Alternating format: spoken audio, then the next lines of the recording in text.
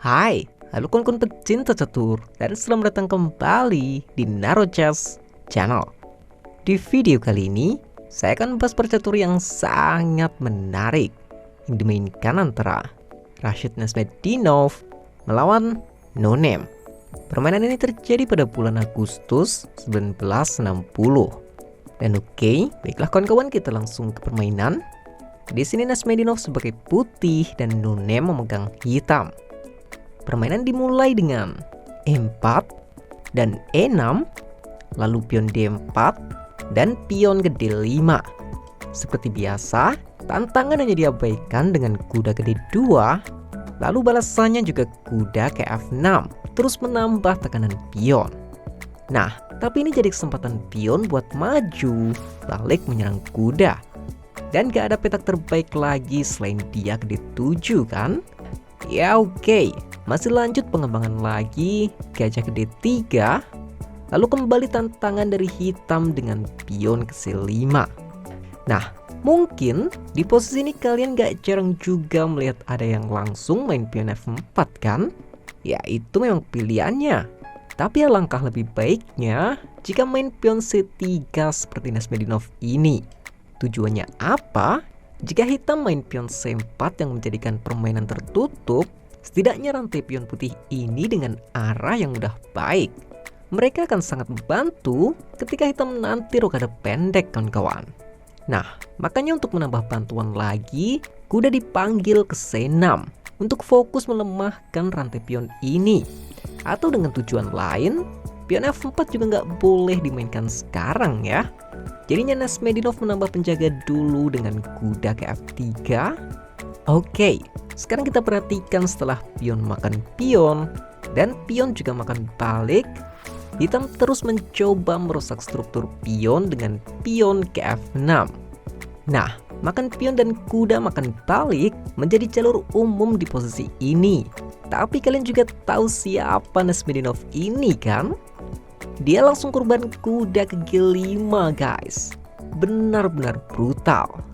Pertanyaannya, apakah pengorbanan ini bagus? Jujur saja enggak kawan-kawan. Tapi saya akan tetap coba tunjukkan dulu tujuan pola serangan ini. Oke, misal ancaman ini diabaikan dan anggaplah kuda memakan pion, yang akan terjadi adalah menteri ke-5 skak. Raja E7 tentu skakmat. Jadi setelah pion menutup, langsung gajah makan pion skak. Nah, sekarang jika raja ke E7, terserah mau main kuda ke F3 atau mungkin selamatkan semuanya dengan kuda makan pion. Yang jelas, posisi hitam ini udah sangat rusak guys. Atau misal pion makan gajah, ya bukan makan benteng, tapi tetap makan pion skak. Dan setelah paksa raja ke E7, dan sangat jelas menteri ke F7, skakmat. Ya, serangan yang sangat dahsyat bukan? Inilah yang terjadi jika ancaman putih tadi sampai diabaikan. Dan oke, kita kembali ke permainan. Baiklah, udah saya katakan tadi, sebenarnya pengorbanan ini juga nggak bagus. Karena setelah pion makan kuda dan menteri tetap ke-5 skak, ini mirip seperti di analisis tadi. Pion menutup skak, masih korban gajah untuk skak, dan masih sama juga raja E7 menteri makan pion skak ster. Jadi pion harus makan gajah, lalu tetap menteri makan pion skak.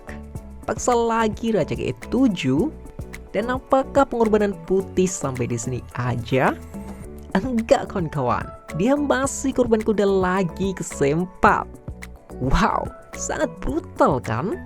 Tapi ini terlihat jelas, jika pion makan kuda, maka gajah juga makan pion skak ster.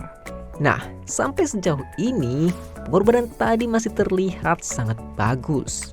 Tapi, kenapa tadi saya katakan jelek? Ini saya harus bawa kalian lagi di posisi analisis kawan-kawan. Karena masalahnya, di sini hanya ada satu gerakan yang gak blunder buat hitam. Dan jika dia menemukannya, semua serangan putih langsung selesai. Gerakan yang cukup susah ditemukan untuk pemula, ya bukan kuda C memakan pion, tapi kuda D memakan pion. tujuan utamanya sangat jelas, memberi jalan lari buat raja. Selain itu, dia juga menyerang balik menteri dan kudanya masih terancam. Jadi ya misal kuda memakan kuda, masih kuda akan memakan balik. Dan jika dia makan pion saat ini, maka raja bisa digeser ke D7 yang akan ngebuat pemaksaan pertukaran menteri ataupun gajah. Jadi mungkin setelah pion memakan kuda, baru menteri bisa digeser ke E8. Sekarang memang gajah bisa memakan pion skak, tapi raja tinggal ke D7. Nah, ini adalah posisi akhir pada strategi pengorbanan hitam tadi kawan-kawan. Yes, gajah ngelawan 2 pion bebas nggak terlalu buruk, tapi musuhnya juga 2 benteng dan 2 gajah. Saya pribadi nggak yakin jika 2 pion ini bisa berpromosi menteri guys. Dan oke, kita kembali permainan. Yes, seperti di analisis tadi, di sini hanya kuda D memakan pion yang bisa menolong hitam.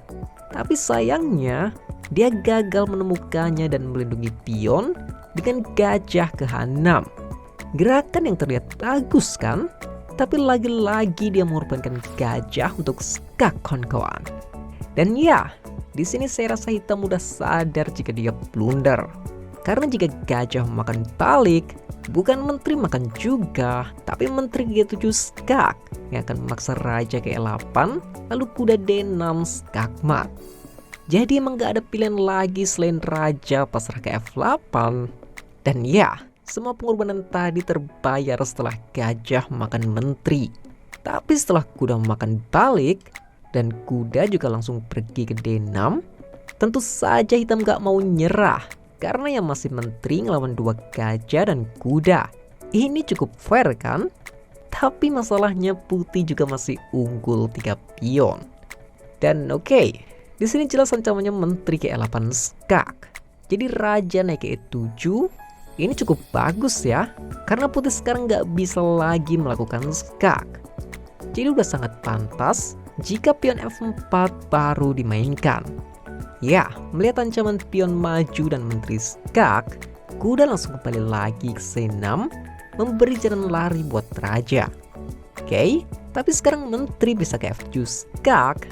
Dan setelah raja ke D8, menteri lanjut makan pion. Tentu saja dengan ancaman kuda ke F7 skak benteng. Jadi oleh karena itu, akhirnya kuda D makan pion, mengancam menteri sekaligus menjaga petak F7. Ya tapi sayangnya, menteri tetap bisa ke F6 skak benteng. Ya setelah raja ke D7, Nesmedinov gak mau makan benteng, tapi makan kuda. Dan baru di sini juga hitam langsung menyerah. Ya, emang harus diakui serangan hitam ini sangat brutal. Dan memang permainan ini masih sangat panjang. Tapi ya kita akan coba lihat jika permainan sampai dilanjutkan. Ya, realistisnya semua perwira hitam di sini akan mulai hilang satu persatu. Benteng harus menjaga gajah. Sedangkan jika dia ke H7, menteri bisa ngejar ke F5. Atau misal digeser ke G8, memasrahkan gajah. Saya pikir menteri nggak mau makan gajah. Tapi kuda akan ke B5 kawan-kawan. Ini akan membuat menteri bisa ke D6 skak, raja gerak, diikuti kuda ke C7 skak, raja ke F7, dan menteri balik lagi skak mat.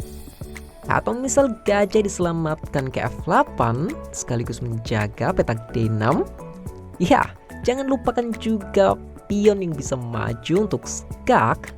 Ini memaksa raja ke E8 dan tetap saja kuda ke C7 skak mat. Ya, ini memang menjadi skak mat yang sangat-sangat cantik.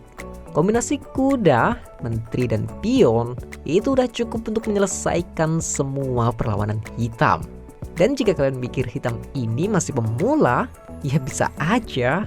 Tapi mengingat pembukaan yang dia mainkan cukup rapi, saya pikir ini kelas menengah lah.